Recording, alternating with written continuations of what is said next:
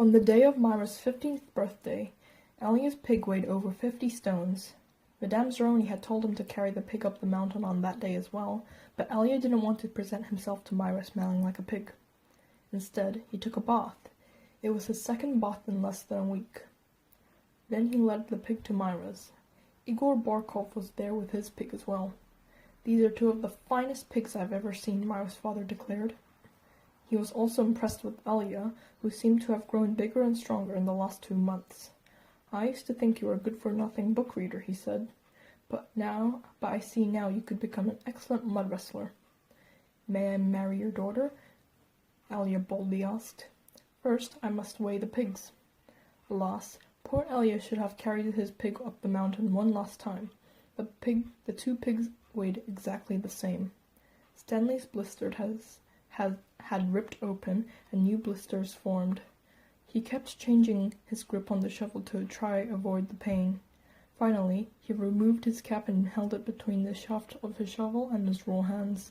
This helped, but the digging was harder because the cap would slip and slide. The sun beat down on his unprotected head and neck. Though he tried to convince himself otherwise, he'd been aware for a while that his piles of dirt were too close to his hole. The piles were outside his 5-foot circle, but he could see that he was going to run out of room.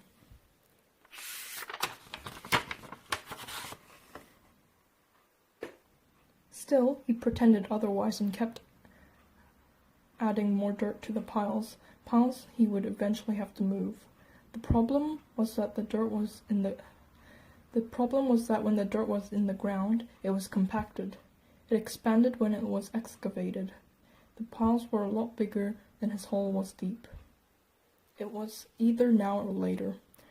Reluctantly, he climbed out of his hole and once again dug his shovel into his previously dug dirt. Myra's father got down on his hands and knees and closely examined each pig, tail to snout. "Those are two of the finest pigs I have ever seen," he said at last. "How am I to decide? I only have one daughter." "Why not let Myra decide?" Elia suggested Elia. "That's preposterous!" exclaimed Igor, expelling saliva as he spoke. "Myra's just an empty-headed girl," said her father. "How can she possibly decide when I, her father, can't?" "She knows how she feels in her heart," said Elia. Myra's father rubbed his chin. Then he laughed and said, "Why not?" He slapped Elia on the back. "It doesn't matter to me. A pig is a pig." He summoned his daughter.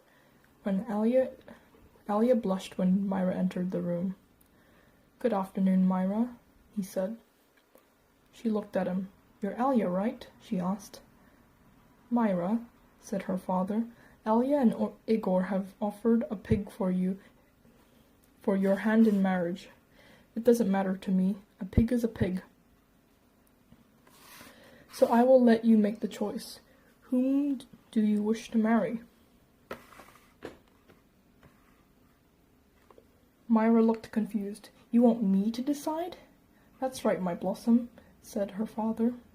"Gee, I don't know," said Myra. "Which pig weighs more?" "They both weigh the same," said her father. "Golly," said Myra. "I guess I choose Elia. No, Igor. No, Elia. No, Igor. I know. Oh, I know. I'll think of a number between 1 and 10. I'll marry whoever guesses the closest number."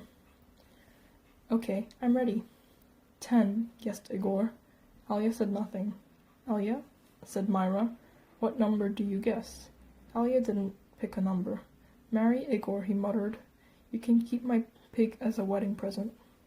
The next time the water truck came, it was driven by Mr. Pedansky, who also brought sack lunches. Stanley sat with his back against a pile of dirt and ate. He had a bologna sandwich, potato chips, and a large chocolate chip cookie. "How you doin'?" asked Magnet. "Not real good," said Stanley. "Well, the first hole's the hardest," Magnet said. Stanley took a long, deep breath. He couldn't afford to dawdle. He was way behind the others, and the sun kept getting hotter. It wasn't even noon yet. He didn't know if he had the strength to stand up. He thought about quitting. What if he wondered what they would do to him? What could they do to him? His clothes were soaked with sweat. In school, he had learned that sweating was good for you. It was nature's way of keeping you cool. So why was he so hot?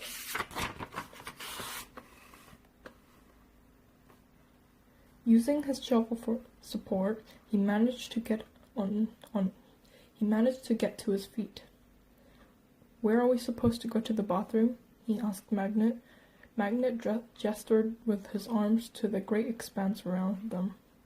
"Pick a hole, any hole," he said. Stanley staggered across the lake, almost falling over a dirt pile. Behind him he heard Magnet say, but first make sure nothing's living in it." After leaving Myra's house, Elliot wandered aimlessly through the town until he found himself down by the wharf. He sat on the edge of the pier and stared down into the cold, black water. He could not understand how Myra had trouble deciding between him and Igor. He thought she loved him. Even if she didn't love him, couldn't she see what a foul person Igor was? It was like Madame Zeroni had said. Her head was empty as a flower pot. Some men were gathering on another dock, and he went to see what was going on. A sign read, "Deck hands wanted. Free passage to America."